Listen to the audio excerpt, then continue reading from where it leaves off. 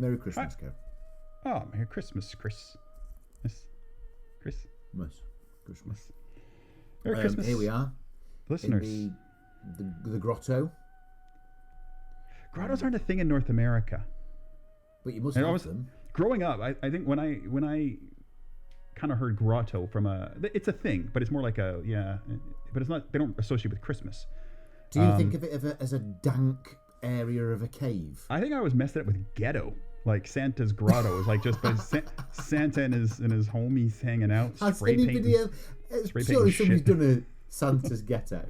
I mean, that would be a Eddie Murphy. It sounds like Eddie Murphy would have done that in the early days of Saturday Night Live in the early 80s when he was on. That thing exists. We've not just invented that. That thing. Copyright Apparently Haunted. Hi, everybody. Oh, right. Apparently Haunted Christmas special. The first ever, believe it or not, Apparently Haunted. It's difficult to pick true or allegedly true Christmas ghost stories because at Christmas there is a tradition, certainly in the UK, well, England, I don't know about Scotland and the rest, of telling ghost stories at Christmas time, and they don't need to be real. It's like it's also the classic ghosts, isn't it, as well? Well, I was going to play a radio adaptation of Charles Dickens' Christmas Carol and just phone this one in, literally, like these have to be up there with Slimer as the most famous ghosts in the world, right? As I think so. Present, past, future, and then of course Marley, Jacob Marley. That Bob. Was if you remember in the Muppets Christmas Carol, that was split into 2 ghosts, so there are actually 5 in. But I'm just doing an audit, and you can't just doing an audit of the ghosts that are in. Checks out. Dickens. Well, but seriously though, when you go and research, did you have a problem trying to work out? Hang on a minute, that's not a real one, or that's not apparently true. Yeah, there was quite a few that I found on like forums where like this happened. I almost went with there's like 3 or 4 kind of shorter stories where this actually happened on Christmas, and Christmas tree, like kind of like on Stranger Things, the Christmas light started blinking. I turned around and there was my dead grandma, standing there basting the turkey. That's not a euphemism either. And why aren't ghosts doing that? Why aren't ghosts making Christmas dinner? That sounds like the first part of a joke. I thought this is like what you're gonna have your Christmas cracker, a little shitty joke when you pull your Christmas cracker, put your paper crown on. Why don't ghosts help make Christmas dinner? Because something about bones, stuffing. Yeah, it's got to be bone related, I believe. Bones, but that's a skeleton thing, isn't it? Why don't skeletons make it? Maybe. There's the So I don't know if you came across this. This was certainly tradition for me, and maybe me alone. I look forward to the BBC's Ghost Story for Christmas. It's usually it's Christmas Eve. And it's in the later part of the day, so 11, maybe 10 o'clock at night. And they're anthology stories, but they are inspired by, if not written by, a guy called M.R. James Montague or Montgomery, somebody James. And he would do these stories about, I'm going to go for a word here, antiquariums. Antiquarium.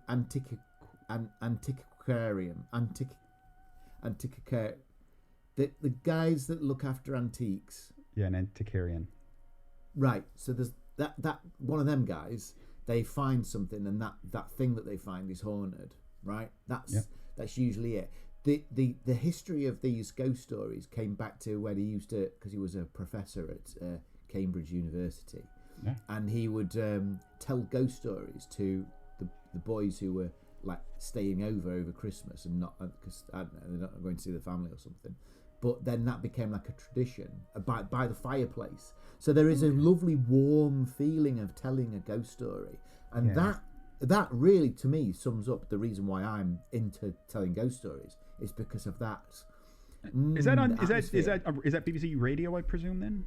So BBC. Or is it on the telly? Well, I don't think there's ever been a Ghost Story for Christmas radio version. There might have been one that's been adapted. I thought from like back in them days. Beeb goes back a long ways. BBC 2, BBC 4, probably, or the BBC 1, the Neuro one. And then what you would get is like an actor such as, I tell you who does them. Carrot Top. Carrot Top. No. Mark Gatiss that makes sense. Directed a few. If you were to put a gun to my head and said who would be in charge of this, it was going to be Gatiss or Shearsmith, one of the League of Gentlemen. Yeah. So I imagine that they would have grown up, loved the Ghost Story of Christmas. Check them out. There's loads of them on YouTube that you can just see. They are fantastic, and they're let's say half an hour long. Oh, that's perfect. I'm going to check one out now. I'll just carry on. Be back at the 35-minute mark. Come back in the room 1 second before you leave. What you eating? Chestnuts by an open fire? Bill's tongue. Oh, yeah, Bill's tongue. Oh, yeah. The Christmas dinner. Bill tongue and Yorkshire puddings. I did forget that we were recording a podcast as I was eating, though, so I'll refrain. The original remark was, did you find it difficult to find something that was allegedly true? Because I actually did. I thought there would be conjecture, and especially after my Halloween episode where I bastardized 2 or 3 stories into one and didn't realize it was happening. I didn't want to. You got away with it until you just outed yourself. Well, I didn't feel comfortable not pointing out that honestly, elephant in the room. You get an extra present from Santa Claus. No, I think... Well, there we go. So I believe I do have a true story. Okay. Yeah. So we were talking a little bit before we went to air, I suppose. Yeah. Ooh, we went to Wi-Fi. My story is just not even in the realms of real. It's a bit of balance. It's a little bit of balance. Yeah. I just went for a bit of fun. And I kind of started. We'll get into this a little bit more when I get my story because I think the ultimate Christmas ghost you mentioned, it has to be Jesus. You would think. I know it wasn't Christmas, but then I started thinking about. I started looking at. I went all over the place. What was the original inspiration for Dickens doing Christmas Carol? And all it was just child poverty in Victorian era England. I was like, well, that's a bit of a downer for. He wasn't famous or renowned when he did that story. That story made him. So, are you saying that he might have been presented with the past, the present, and the future? Could be. Then I started looking at Santa Claus, thinking, okay, is he a ghost? And then that's kind of, I'll leave it there, but that was the springboard so mine's kind of, little fellas that I kind of loosely took the term haunting, because you think if you wake up in the middle of the night on Christmas morning and there's a big fat man in a suit walking around your house that's shooting himself up the fireplace. I wouldn't think that's Santa Claus. I think there's a ghost. I would think even though we don't believe in ghosts, I would be more likely to think that was a ghost than that might have actually been Santa Claus. He might be real. Or a Victorian sailor without a head. That's the other telltale sign, isn't it, of a ghost? Correct. As he's pissing into your Xbox. I have seen a word that's on your list, and that also the callback there to the Inside Number 9, the Devil of Christmas. Yes. That hasn't escaped me. I just don't want to ruin. What you're thinking of is going to get like a sentence at most when I do that. One of the things he's the other big one, isn't he? He's the other big guy. He is. Speaking of big guys, one of the things that I did watch, talking all things Christmas, and we'll get to probably the reason we're here in a few minutes. So just whatever, go have a cigarette, everybody. We're just chatting here. I rewatched, because I saw it a couple of years ago, from 1998. It was a standalone episode of The X-Files called, got it here, How the Ghosts Stole Christmas. And what it is Mulder and Scully, one of them has a car breaks down or something like that, and they basically go into a haunted house. Yes, I remember. It's on Christmas Eve, and it's Lily Tomlin and Ed Asner are like this married couple of ghosts kind of thing. It's a kind of a cool, just complete standalone episode. It's done. But everything was tits up, doesn't it? It's like proper hauntings. It's got nothing to do with all the history of the X-Files and all the conspiracy stuff. It's just a cute standalone episode. It's Chris Carter, the creator of X-Files, wrote it and directed it. I think if you're going to check something out, you haven't, maybe you've watched all your Christmas stuff every year, on whatever streaming service you may have, or you maybe have the original VHS tapes. Pop it in the old VCR, and check it. It's an hour. It's a good X-Files. It's not an X-Files episode in that it could be any show, but it's obviously got your friends. But it's that episode, providing it is the one I'm thinking of. It's the one where it really hones in on the fascination of proper ghosts, haunted houses. Thinking, what was that noise in the hallway? Oh, it's just a leak dripping tap, but it's actually a Victorian sailor without his head on. Him again. Yeah, I don't think there is a Victorian. I think it's just So I was remembering this morning of a movie called, I don't know if you remember this, with Steve Guttenberg, High Spirits. Ah, yes. And it was, I think Peter O'Toole has Peter O'Toole, I was going to say, was it Daryl Hannah or Daryl Hannah, Peter O'Toole or something like that? Yeah, I think so. He's got a haunted castle, which is all set up by mechanics and animatronics and stuff. But then there is actually a real ghost story going on. I can't remember how the couple split up, but I know that Guttenberg decides to be a ghost with the ghost girl. If only life was that simple. I'd just be a ghost. I'd just be a ghost. Maybe one of us could do that. We could be the inside man. We could learn some of these stories from the inside. Figure out how they do it. How you just be a ghost besides dying, which I don't necessarily want to do. Yeah, just looking at choice. Right. Okay. Shall we pop another log on the fire? Yeah. Well, maybe that'll be the noise this time instead of the creaky door. I mean, it's just going to sound like a thump and a crack. Yeah, maybe sleigh bells. Sleigh with a Y, A-Y, sleigh. What about That's got to be a movie. Oh yeah. What about wind kind of blowing through the chimney? How about, just for you, because it's Christmas and I didn't buy you anything this year. How about I do all three and just mash them up into one weird noise that doesn't make any sense? That's going to be the noise this week. So here you go. And in we go, and I'll let you go first if you want. Okay, right. Now, it turns out one of the suggestions that we had, we'd actually looked at together. It was like the traditional, I think Sleepy Hollow was that's what I think about Headless Horseman. That's well, Headless Pumpkin Man ride. I don't know. I think of my uncle Bruce, who used to ride a horse, and then the accident happened. That's what I think.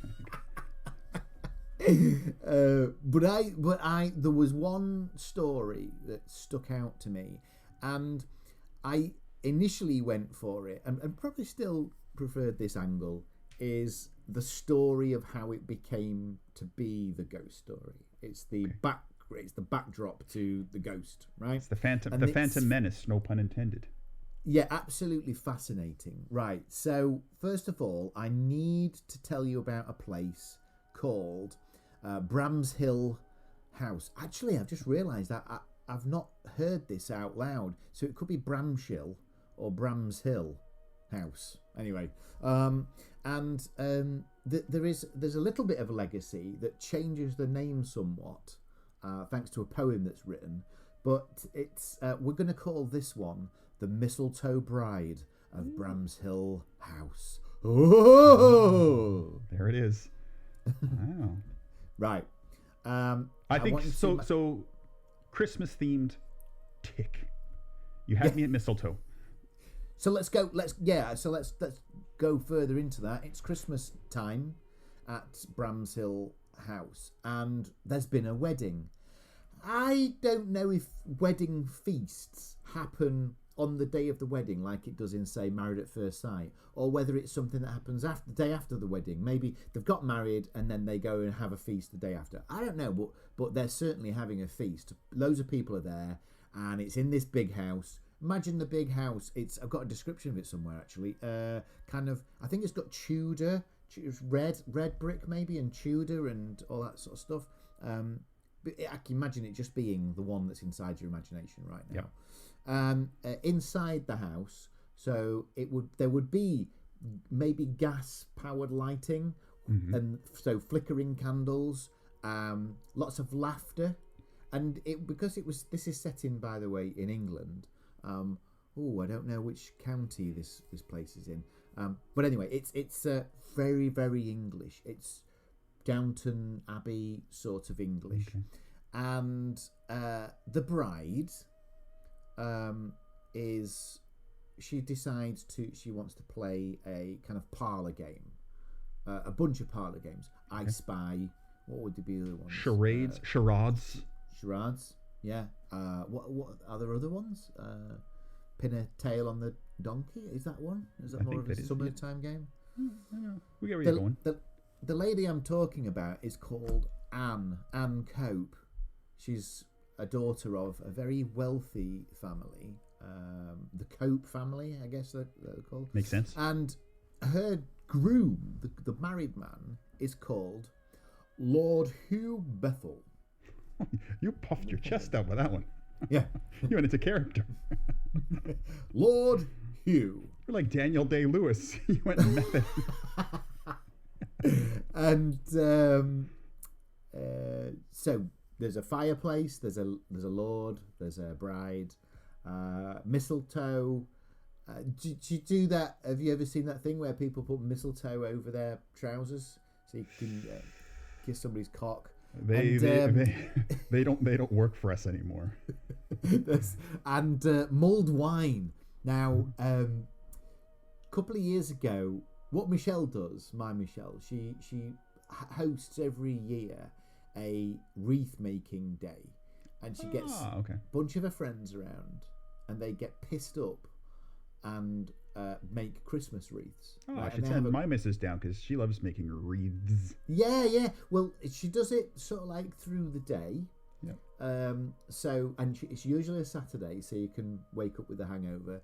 But essentially, it is just barrels of laugh. And I don't make a Christmas wreath with them, but I really enjoy sitting in the room with them because I love the noise and the atmosphere that's going on. I can, if you apply that here, that will be a ace. But the point I was going to come to was, because I don't drink alcohol, I do have an Amarula every now and then, but only at Christmas time.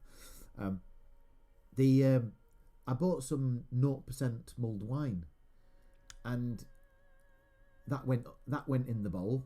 So all my 0% went into the bowl, and it's like they were just looking for anything. Like I remember in the early 80s, if you wanted to get pissed again, you had to buy like cough medicine, but they were just anyway. So it's that. This is the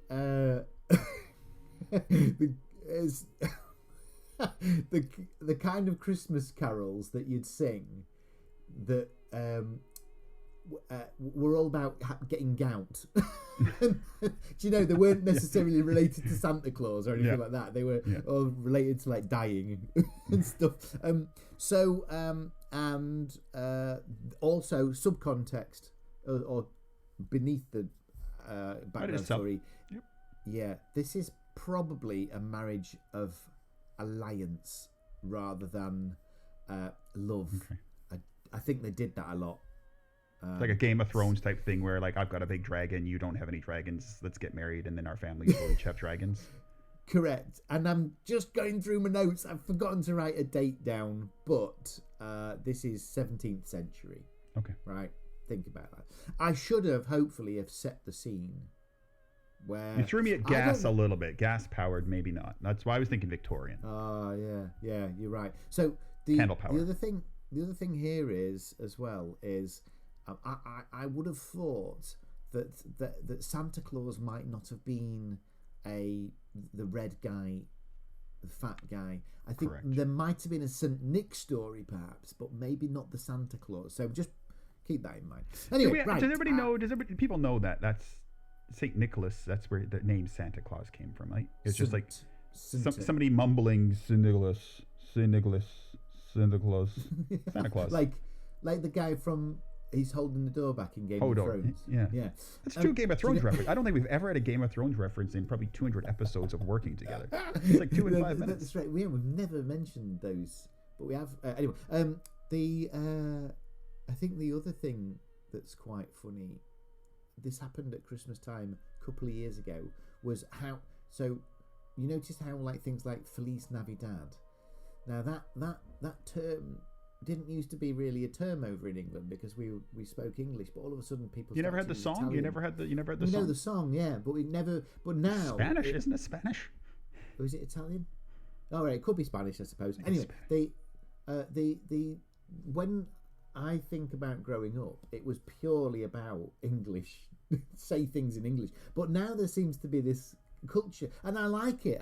But when we was walking through Universal Studios, it was at Christmas time. This is the one in Florida, so it was not very Christmassy in weather. It was there was decorations and stuff, and I said, I can't stop singing Feliz Navidad. I said it out loud to my family, and a guy was walking past. I think he was Australian. In mind, it's Australian New Year because it's on all the fucking time. As he's walking past. I lived in Australia for one Christmas, and it was the weirdest thing, man. You're like walking around the shopping malls, and like there's all the weather outside is frightful. It's like 37 degrees Celsius. You're wearing shorts and sweating your bag off. And, all the Christmas carols are all snowing in Winter Wonderland, and you're just looking at it, it's like, oh, this is wrong. It's just so wrong. Well, what I hope I've done is I've explained that I've given you a context of what's going on. You've set the scene. Let's get it. Yeah, the scene setting. And that's important. Right. The bride says, Anne, she goes, I'm bored of all these other games that we've just been playing. Why don't we, I've got a great idea, why don't we play hide and seek? So, oh God, your face just did I think I know what's coming. So, she goes, I'll go first. Actually, I don't know if she goes first. I really don't.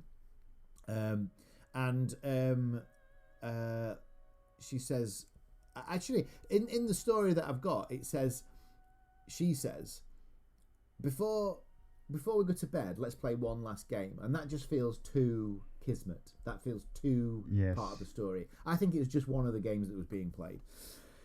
So she says, I've just read what I've written here. I goes, she suggests a short game of hide and seek. It's gonna be the longest game of hide and seek. Right. So she says, and this is weird. This is reminding me of that early episode of Inside Number 9 where they all hide in the wardrobe. Keys in it. Yeah, my favourite episode. Yeah. In the olden days, it seems that 5 minutes was the... Maybe that was just based on... It's in relation to the size of the house. But in my mind, it was always 100 seconds. You've got 100 seconds to get around. In this, there's a 5-minute head start. So she then goes off. And now, in this, later on, I think it's worthwhile pointing out, because this is... not key to the story, but it happens in the story. She must have been walking around with some mistletoe. I think that's so that she could, whoever caught her, she could kiss, which she probably had that in mind if she didn't really like the guy and she was just marrying him because of the title. Yeah, filthy bugger. Or to kiss somebody's cock. So she's running around, and then they all go, right, let's go. And ready or not, here I come. Is that what did they say that in this country? Did they say, right, let's go? Probably, yeah. So then, she just doesn't get found. They've gone. So she wins. She's won. She's got the Guinness Book of Records here. She's she just nobody can find her. They're just kind of going everywhere and nobody finds her. They're going in kind of like passages, and there's one of the big halls, kind of into rooms that were usually closed off and stuff like that, and they're just nowhere to be seen. And so they start after a while, like, hang on a minute, this is a bit weird. Start calling out for her. She doesn't answer. Of course she doesn't. She's playing the game, and she's gone that long that people go, well, we've got to leave. So can you do and tell us where it is, like text us when you found her. Yeah. And so they kind of dwindle, and then the guy, he's kind of left on his own in the house to carry on searching. Jesus. And it's going to be 50 years before they find where she went. And what he does is, so he spends his life. Hopefully she took some food and drink with her. Yeah. No, it doesn't end nice like that. Ah. So as he's kind of like walking around the house, and he's getting like, he's older, I should say, and this is 50 years down the line. He wasn't old at the start. At least 50 years down the line, and he whenever he can, he's just trying to put two and two together, and so on one of his kind of opening a cupboard. Did I check that 37 years ago? Yeah, exactly. Just double check that. So, but he goes into a part of the house where he notices he's tapping the walls. One of the walls sounds hollow, and he's thinking like Basil Fawlty doing. Yeah. Basil Fawlty on the wall. Yeah, tap tap. That is a bit weird, although because that shouldn't be an outside room. That should be all walls. So he finds an area where the panel comes away. Oh. It's a hidden door. He goes in the middle of this room. There is a chest, a human-sized chest. Oh. And he opens it up, and there's Anne. Jesus. Skeletons. She's just a skeleton. No, it's a skeleton, not an skeleton. And skeleton. And so the skeleton is clutching the mistletoe. Inside the top of the lid, the ceiling of the lid, is scratch marks. So obviously mistletoe survived. That's interesting. You can start making some clothes out of mistletoe. It seems to last 50 years better than skin. The door, the chest has dropped down and then maybe gone onto a latch or something. I don't know, but so you're not going to be able to hear us screaming because the sound suppression, and especially with a big house. I got some information about the wedding dress had kind of like, it was no longer white. It's now yellow with age and piss and shit. Yeah, sorry. So this is now. That is the legend. That is the reason why. That's amazing. What people have seen is the ghost of a white lady. Now, all of this stuff, up to the chest part, the chest buster, that's all like true, I suppose. Like that's all that's happened, or is that? Good question. Let's come back to that in a second. Okay. I'll insert some detail. Can you say pin that for me, please? What, sir? Can you say pin that? Pin that. Thank you. Yeah, I usually do say that. Right. The problem we've got here is, for me, the first alarm bells. She's if she's gliding through the house, that isn't really the thing that she was doing as she died. It feels to me like this ghost would do a lot of the time laying down, hiding, maybe scratching. Mm-hmm. I would have thought that the ghostly apparitions or events would have been scratching. I would have thought that would have been it. Yeah. Look. It just. I'm not the rule maker here. So who are we to say what a ghost should or shouldn't do? Yeah. Now, if you want to add this ghost story to the tour of the one when we go on tour, and I was just showing you my map earlier, and we're going to go to see as many of the world as we can. But we'll start close, manageable amounts. I think we should go here because here's the reason why. As you go into the house, because you can visit the house, they have moved or they've put the chest into the kind of entrance area. The actual? Well, supposedly, apparently. Apparently so. You lift up the lid, you can see the scratch marks in there. Apparently so. So, somebody'd written down, actually, I don't know where they got this from. The quote was, "They say love never dies, but apparently it can linger awkwardly in the hallway for centuries." So, anyway, Right, let me talk about then. So she as you know, the ghost, the apparition is the ghost of walking around and stuff like that. It's a white lady. That's not an uncommon thing. That's how they could be brown. Ghosts aren't brown. They could be white. They could be slightly yellow, but they usually got that spectral image, the classic spectral image. The snag here is that. As I said, there is one area where it's like she's doing the thing that she couldn't do. So, I mean, would that be the way that the ghost would react? But the biggest snag here is that about 5 other houses have claimed this story. Oh, okay.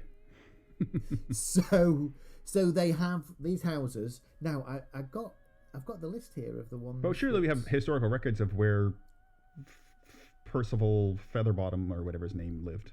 I didn't puff on my chest. Sorry. Yeah. Well, they know that the chest might not be the original, right? Okay, well that's the least of your problems. But there was. I'll talk about legacy in a moment, but there are some. I'm just trying to find the. Here we go. Right. So, spoke about Bramshill House. Oh, that's in Hampshire. I did write it down. There is Minster Lovell Hall in Oxfordshire. There is Exton Hall in Rutland. There is Marwell Hall in Hampshire, another Hampshire. And there are some in Scotland actually as well, but Yorkshire has a few as well. These kind of Mistletoe Bride, the Bride in the Oak Chest, the Lost Bride, the White Lady of Bramshill, they're all the same sort of story where something problematic happens. In fact, I went to a place that's not too far from where you are in Hexham, or near Hexham, a place called Ridley Hall. Yep. First year field trip, and it was so that would be 1989, I think, in school. And on the final night, it was like a week-long thing. In the final night, they told us about a ghost story, and the headmaster told us the story. And I spoke to the headmaster many, many years down the line because I loved the story. I wanted to know what the details were, and could he remind me? And he just basically said, over the years of him telling this story, he's kind of embellished it, and it grew. But here's where it originated. And there's the story goes that a woman is hidden behind the fireplace, and they don't notice. It's not a fireplace at the time, but when they build the fireplace, the skeleton comes out. This is now turning into, we need a ghost. This will be a great background to a story. So you've got all of these things that are happening, and you don't even know. And I mentioned this at the start. I think I mentioned a poem. The poem is called "The Mistletoe Bough." Okay, not there once was a woman from Nantucket. yeah.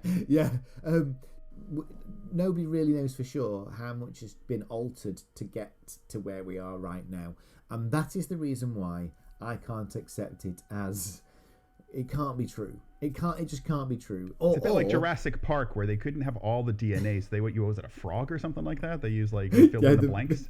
Yeah, that's right. Yeah, so this is almost the perfect ghost story.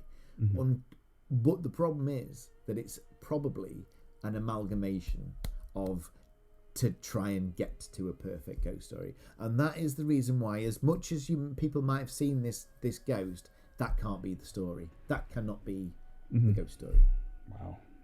And it's really funny because I think it is a British thing, like Christmas ghost stories, or maybe it just wasn't in my household growing up in Canada, even though my parents were British. And on TV and stuff like that, it wasn't like I'm looking for it. I think I'm going to start this week because it's Christmas. I'm gonna dive into some of these Christmas ghost stories because, like I said, watching that X-Files episode, it got me in the Christmas mood almost. I'll tell you what, that's the thing about this. What it did do, it didn't scare me. I like to be chilled and stuff, but it really did make me think. This is the perfect Christmas ghost story. Yeah, absolutely. Yeah. I like it. I like it a lot. Is that it? Over to me. I'm done. I'm out. Should we have 3 more noises that we can put in for the door creaking? Because we had the door opening, the door closing. 3 other random noises. Sellotape wrapping presents up. Wrapping presents, that's a good one. The smoke alarm going off when I burn the Yorkshire puddings. 2. Yeah. The Queen's speech. The Queen's speech. Yeah. But the king doing the Queen's speech, but in an old woman's voice. Yeah, like Monty Python. Exactly. Could you imagine Charles did that? That would be amazing.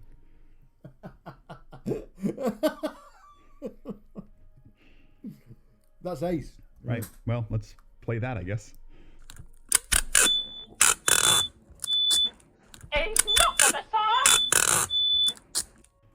Right. Over to me. So as I mentioned, I don't have that's not a ghost story. Mine is more spirits and hauntings at Christmas time. And it talked about getting to Santa Claus, and he's a little mischievous little fella, tinker guy. Tinker music. We haven't had that on in a while either. Tinker music. Getting our money's worth with all the sound effects this episode. So I started looking at like kind of Christmas ghosts, Christmas spirits, Christmas goblin-y kind of things, and Christmas hauntings. And inevitably I landed on, as you alluded to earlier, your friend and mine, Krampus. Yeah, the devil of Christmas. This is from Wikipedia. A horned anthropomorphic figure who in the central and eastern alpine folkloric tradition is said to accompany St. Nicholas on visits to children during the night of the 5th of December, immediately before the feast of St. Nicholas on the 6th of December, and St. Nicholas rewards well-behaved children with small gifts, while Krampus punishes badly behaved ones with birch rods. Yeah, now he's got this classic kind of Minotaur look about him. Goat boy. Yeah, goat boy. But I didn't know that he kind of follows Santa around. Yeah, he's like his little salacious crumb to Santa's Jabba. And I think he's got like one goat foot and one human foot. He's just a weird dude. So he goes around and he nicks kids, doesn't he? He's like... Yeah, he's a ne'er-do-well. There was a horror movie a few years ago about Krampus. It had that guy in it. Adam Scott, is it? That might be it, yeah. Severance guy. Yeah. Severance guy, yeah. So based on that, I started, what's some actual like Christmas spirits? Thinking, they've got the spirit of Christmas past and future and all this bullshit. Yeah. I went down a rabbit hole, and then what I decided is I knew your story. I didn't know what your story was going to be, but I knew yours would be because you're a professional, if nothing else. A traditionalist, and you would have a ghost story. So I just went for the craziest fucking thing I could find for a bit of fun. And we've done this before. A few weeks ago, we had an episode where I had fans of the Florida Podman will remember. Yes. I'm keen to have a bit of a list now and then. Yes. I got a little bit of a list. So I'll set the scene here. We're in, suitably for the season, we're in Iceland. Oh, yes. Right? Snowy out. One would even say icy. I would say icy. Now, over the years, you have entertained me thoroughly with your Mexican and Spanish accents.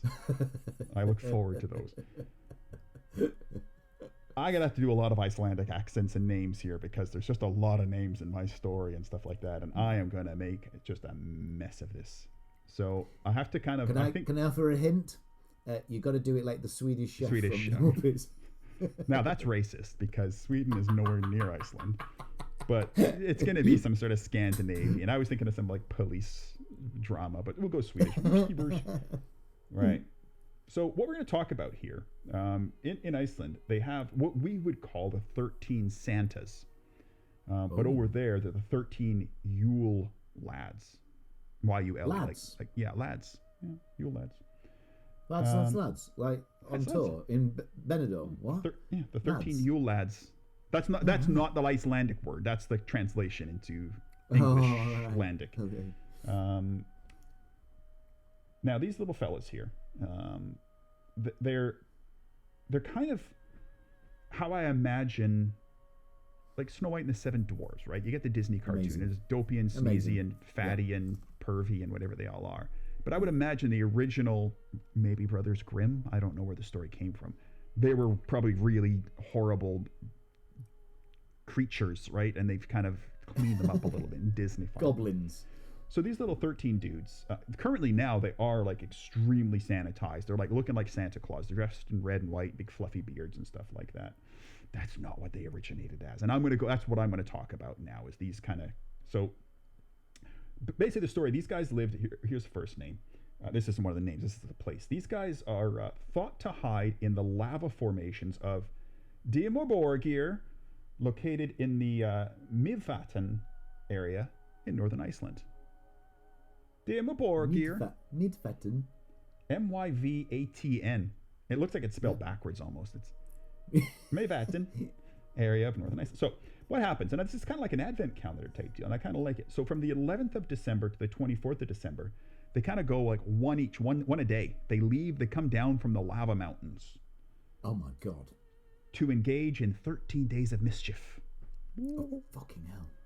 Right. So each of these little fellas have. I'm reading some of this. This is from actually like the Icelandic tourist board is where I'm reading most of this stuff. So this isn't like some fanciful thing.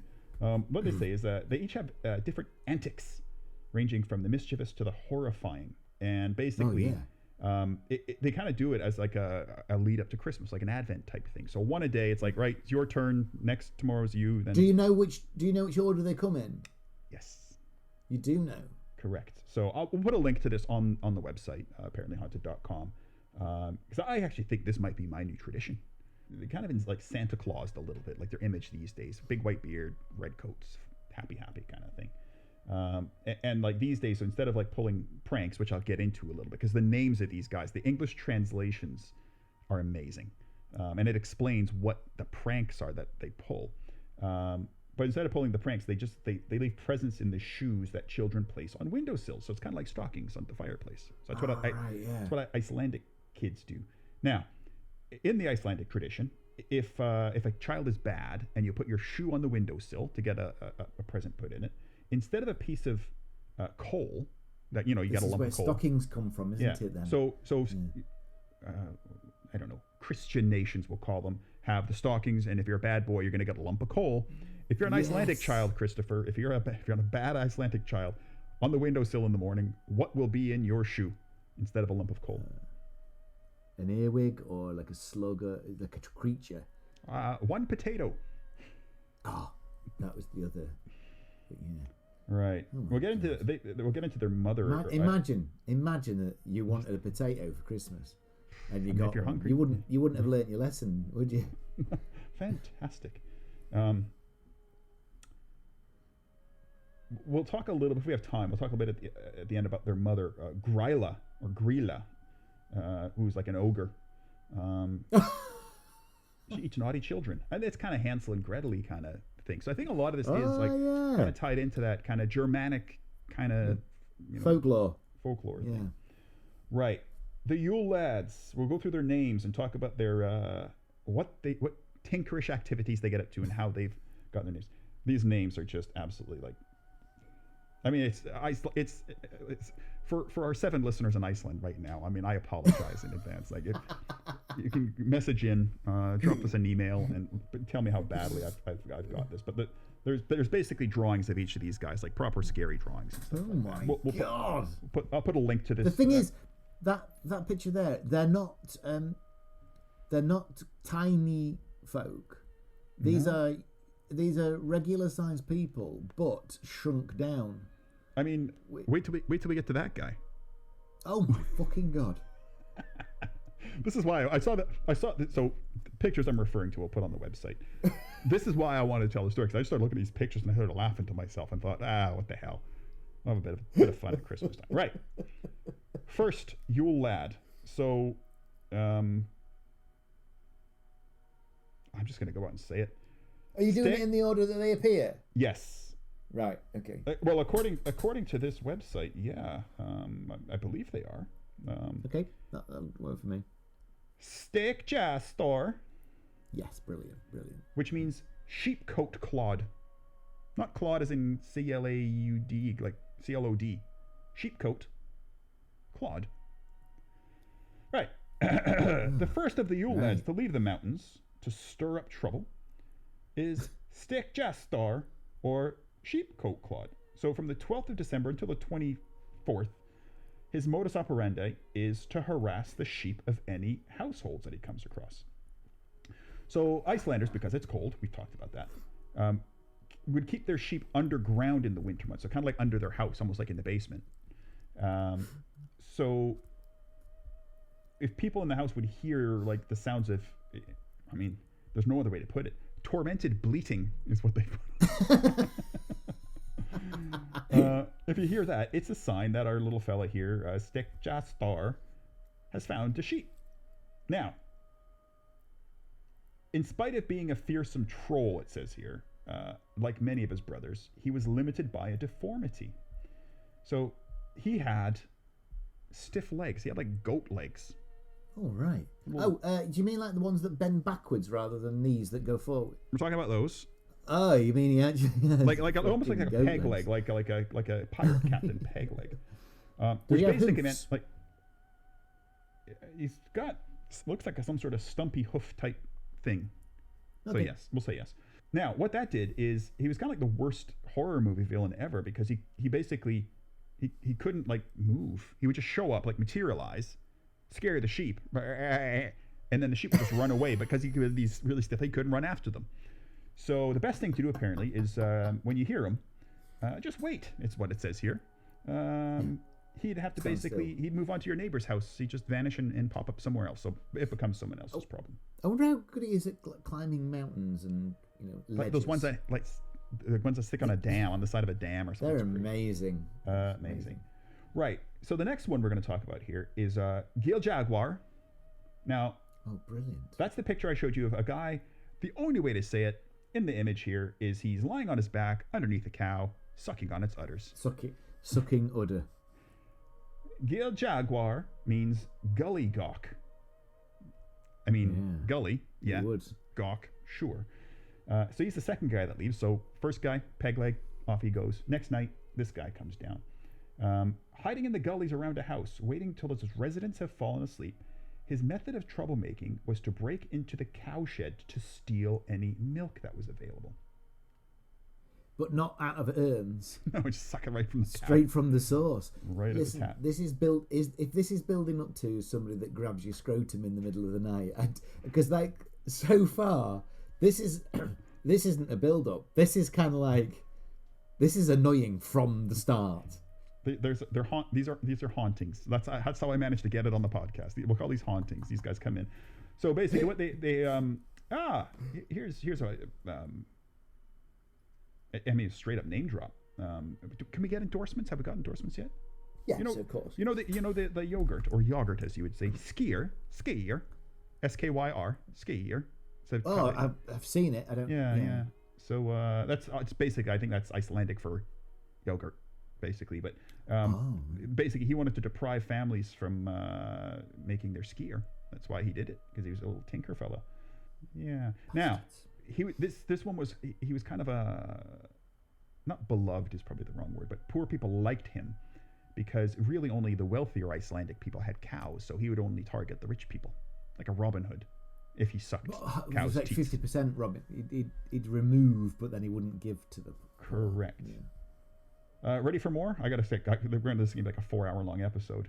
There's only 13 of them. Let's go. Stufur, which means stubby. Stufur. What's his thing then? Just dragging himself on the floor. He would steal the household pots and pans. In his folds, in the folds of his belly. Yeah. So what he would do is, I guess, when you bake something, like make something in a pot or pan, and you get like, especially if you're like me, you don't clean your dishes promptly. You get like the kind of residue and crust around the edge of the pan. He would basically steal the pans to have that crust. So he'd come out on the 14th of December. So he's like a dishwasher. Pretty much. Now, well, it seems like, okay, he's just stealing the crust. Slobbering all over the edge of a Pretty plate. Much.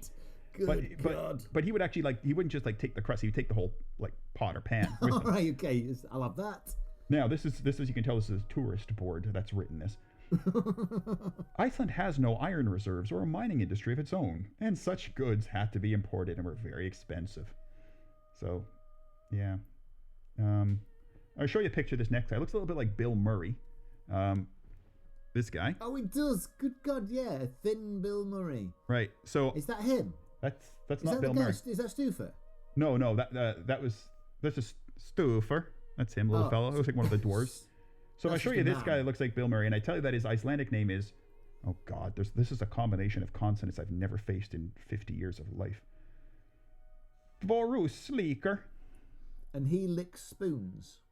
His name translates to spoon licker. Spoon licker. Vorusliker. Because this is my worst nightmare. Is that I will say I've only just realised that this is my worst nightmare. That somebody in the middle of the night is licking your spoons and then putting them back in the drawer, and then now I've got to use those things. It's like that one we talked about, that quick one we talked about a few weeks ago. It might have been the Halloween one, where it's like get your hand licked under the bed, and then you think it's your dog, and the dog's dead, and then yeah, that's right. Yeah, humans can lick too, that kind of thing, right? So our spoon licker friend here, he's comes out on the 15th of December, and again, he's just a hungry little scamp. He's just going. He looks like a morsel of food is all he wants. He was grotesquely thin from malnutrition. All of his brethren were typically, other than Goat Boy, were usually overweight and muscular fellas, which kind of like Snow White's dwarfs. They were all fat fellas, weren't they? Little jolly little chaps. Yeah. So the lesson to be learned from spoon licker's behavior is to teach children to make sure you eat all your food properly and don't leave scraps, or spoon licker will come get you and haunt you in the middle of the night. Moving on. It's enough. That is enough to have persuaded me. Absolutely. Spoon licker. Bill Murray's going to come and lick your spoons. A sentence I thought I'd never say. Right. I've been slimed. Closely related. Porta Scarefield. Which means Porta Scarefield. Looks a bit like Santa Claus, actually. Yeah. Again, this is a tiny guy. It's a pot scraper. So you've got the guy that steals the pans. No. It takes the crusts. Yeah. Then you got the guy that licks the spoons. Now this guy just comes in scrapes the pots. We've hit a particular scene here now, haven't we? Which is finding things in the kitchen that weren't washed properly. That's exactly. Is anything else going to happen? Right. So he breaks into houses, seeks out pots of sauce, chunks of roast meat left on the tray, saucepans of seasonal vegetables, and scours off the leftovers. This guy's a bit of a dick, because leftovers are one of the best parts of Christmas dinner. Yeah, absolutely. Yeah, especially when it's gone a little bit cold. Yeah. Now this is going back centuries in Iceland. I mean, it's cold, but there is no, actual refrigeration. So, a lot of things. Basically, again, kids were supposed to eat all their food, not leave any waste, because there was no way to preserve it or anything like that. So is there basically a huge allegory of... Don't eat your food, basically. Drink your Ovaltine, to quote a famous Christmas movie. Askasleker. Oh, no, I'm not even going to... Askasleker, bowl liquor. Kind of same thing. He'll slurp the remains of whatever's left in bowls. Now... This is where it starts to get creepy and haunted. Each night, Askasleker would quite literally lay beneath a child's bed, waiting for them to finish their nighttime soup or pudding. When they're satisfied, he will readily snatch up the remaining food to guzzle down himself. And children would not sleep at night, knowing that Askasleker was under their bed. Hordascaler. Sorry, Portascaler. Hordascaler. Looks like Thor. This one looks a bit like Thor. Oh yeah, he's a larger guy, isn't he? So he's the one who he shuts doors if they've been left open. Door slammer. That's what his name is. Yeah, bang. Yeah. So, just people who don't drive, who get in and out your car, have no concept of what a slam is. Correct. But they can't. It's like they think this must be the power that I need to shut a door. It would be like if I went curling for the first time and I just hucked that rock down the ice, and it would smash through the back wall or go halfway down. So our friend here, the Scaler, would basically run the length of the country, from the fjords to Reykjavik, break in and bang as many doors as he could in order to wake up the sleeping people inside. It's just basically a dad that's telling all these stories. It really is. It's come from a bunch of parents got together and said, how can we make our kids do particular things? And it is attach it to a kind of imp demon. Yep. Guy. So, and basically, especially like in the northern parts of Iceland, apparently, where it was really windy and like houses were, makeshift, made out of turf sometimes, and like the doors would bang in the wintertime, and dads would say, "Hurt to skater." It's coming to get you. Right. So we talked about skier earlier, the yogurt. The yogurt, yeah. We've got skier gamur. Oh. It's a skier gobbler. Now that sounds like an insult. He's a giant skier gobbler. Yeah, he goes into the little pots of yogurt after they've been eaten, and he gets all the last bits. Yeah, assuming that the second guy left some milk for them to make the yogurt in the first place. Yeah. These guys all have like contradictory things. Yeah, one guy's gonna eat what's left in the bowl, but the first guy's already eaten everything out of the pot. So these guys are like, unless it's not about them actually coming out and doing things. It's just about them coming out and checking for things. Correct. Now that might be, okay. Now, just to quickly sidetrack, because I'm already sidetracked like crazy. So skier we talked about as being one of the national dishes of Iceland. We got two other national dishes. One you've probably heard of because it's on anytime there's a travel man show. Richard Ayoade goes to one of these countries. They always open a tin of the worst smelling food in the world, and one of them's in Iceland. There's something called hakarl. Hakarl. Hakarl. It is. It's a big fish. Fermented shark, and apparently just you can't do that. You open a tin and it's like ridiculous. It's like a tradition. Like if you go to Iceland, like tourists kind of are supposed to eat this, and it's like and we also got hrutspungar.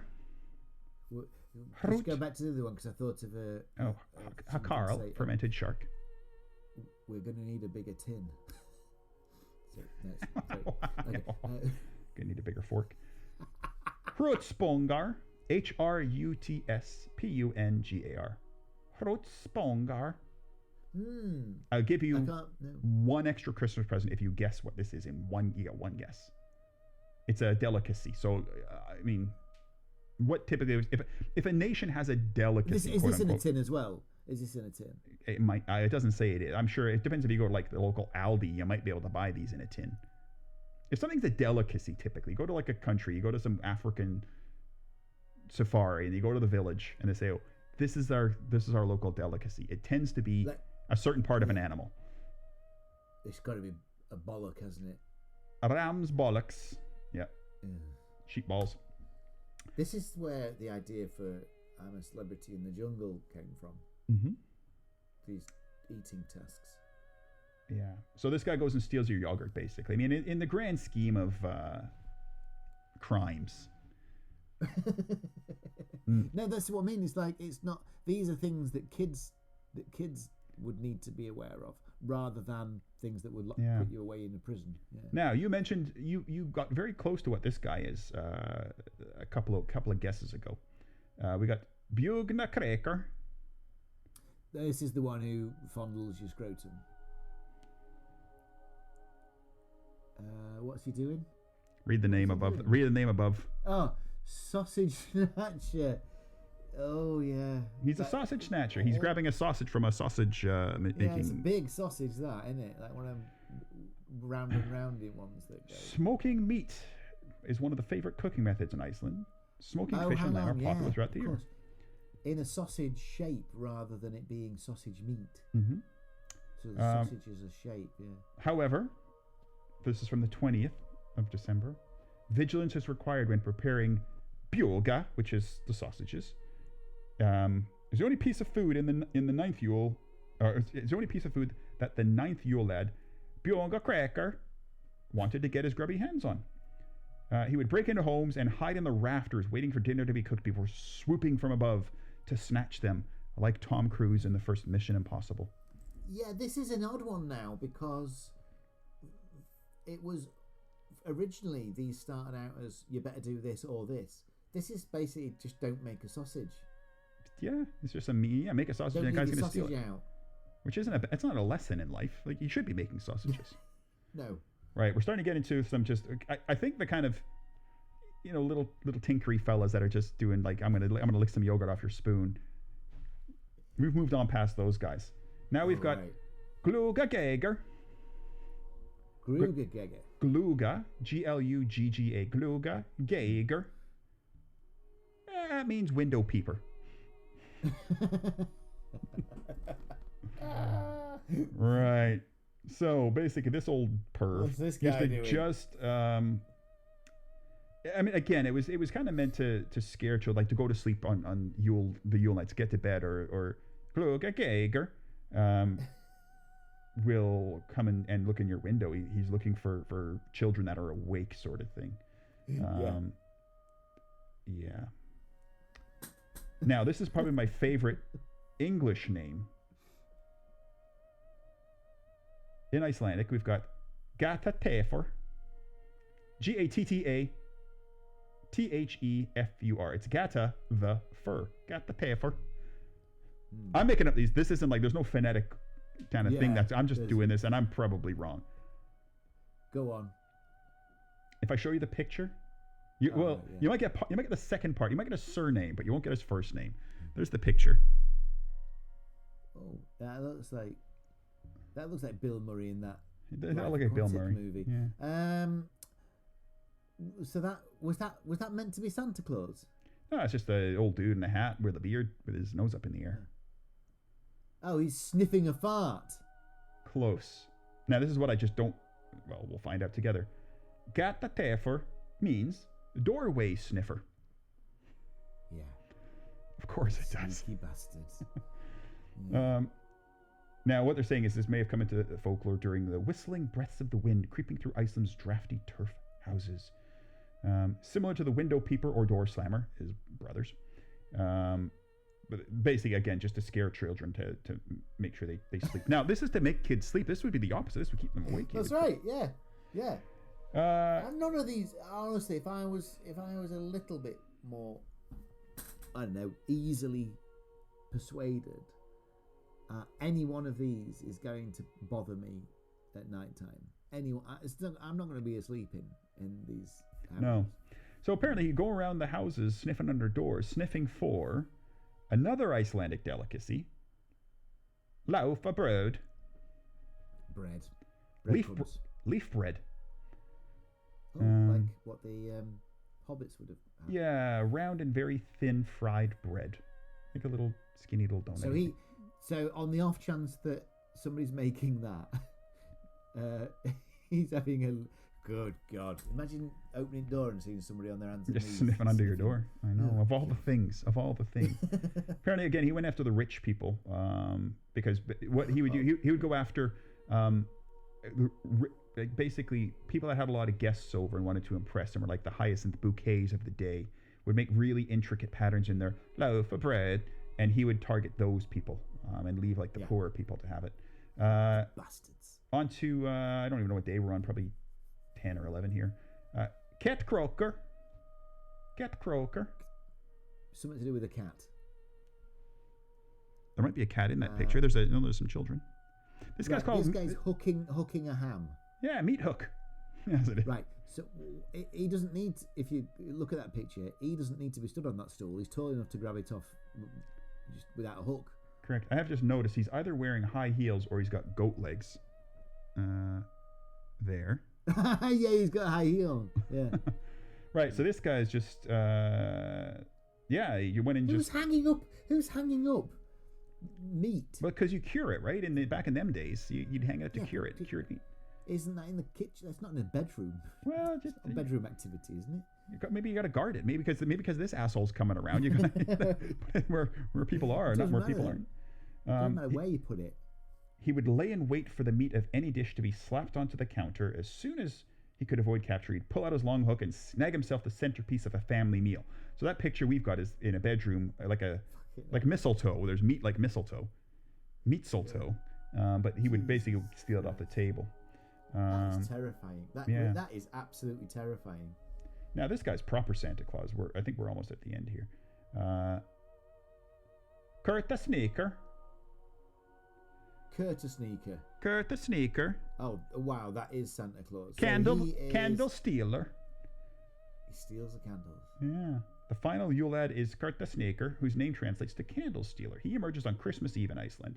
Like his 12 brothers, his name is self-explanatory. In the past, candles were incredibly valuable in Iceland, providing light through the winter, etc., etc. Winter darkness lasts around 20 hours over Christmas. Candles were the only available tool for Icelanders to enjoy their historically favorite pastime of reading. And over Christmas in Iceland, everybody got together and read books to each other. Now, this shithead came along and just stole their candles. I just don't understand what the allegory is. How do you stop this guy from stealing? What do you have to do? Well, you have to ring fence your candles somehow. I think pretty much.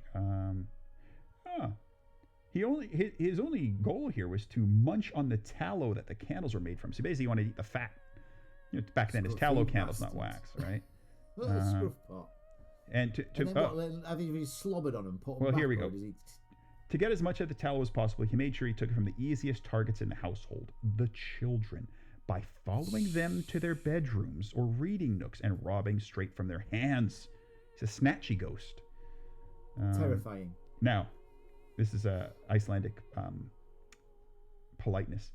He was, without a doubt, one of the most intrusive Yule Lads. Yeah, you're not kidding.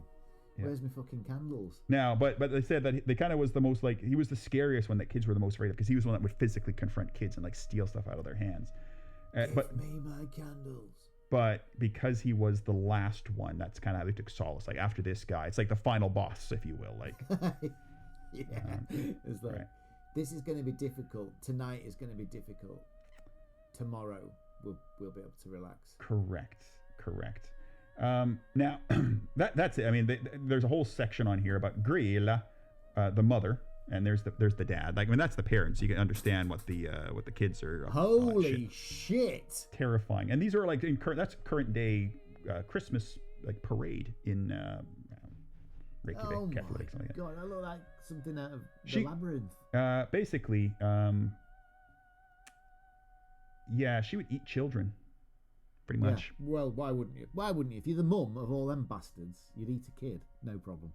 Her appetite for the flesh of naughty youths is insatiable, and each year she finds no shortage of her favorite crop.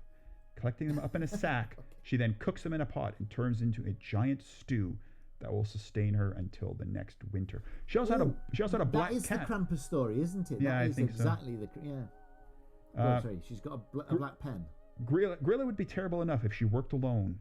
But sadly for Icelandic children, she does not. She shares her mountain cave. This is like the Grinch Who Stole Christmas with his little dog up in the mountain.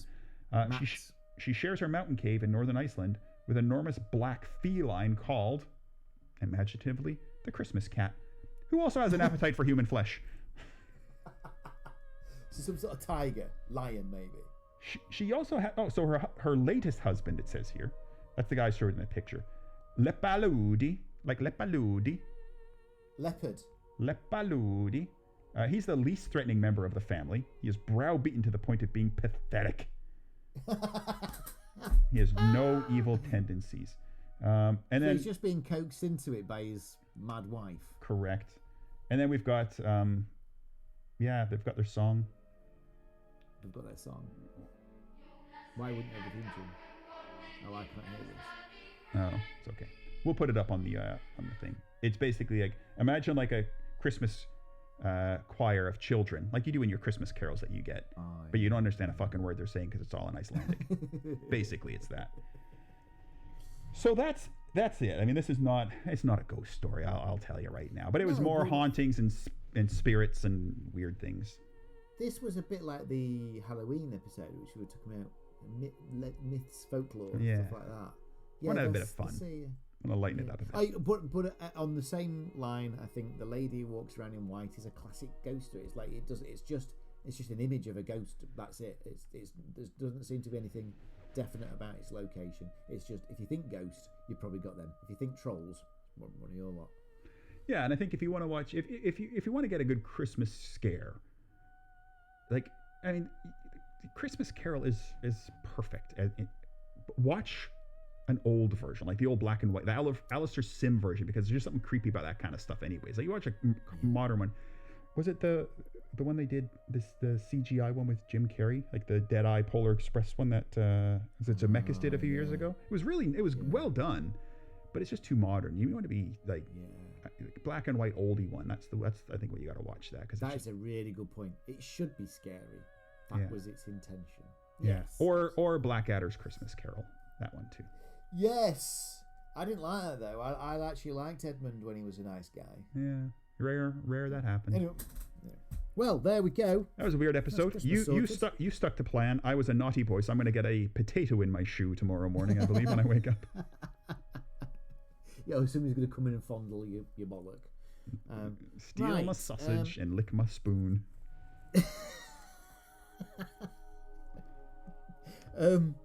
Well, that settles that. That's the Christmas episode ticked off. Good. Yeah, absolutely. Good. I enjoyed that. It's Boxing Day tomorrow, so we'll go and get some sales on some new microphones or something.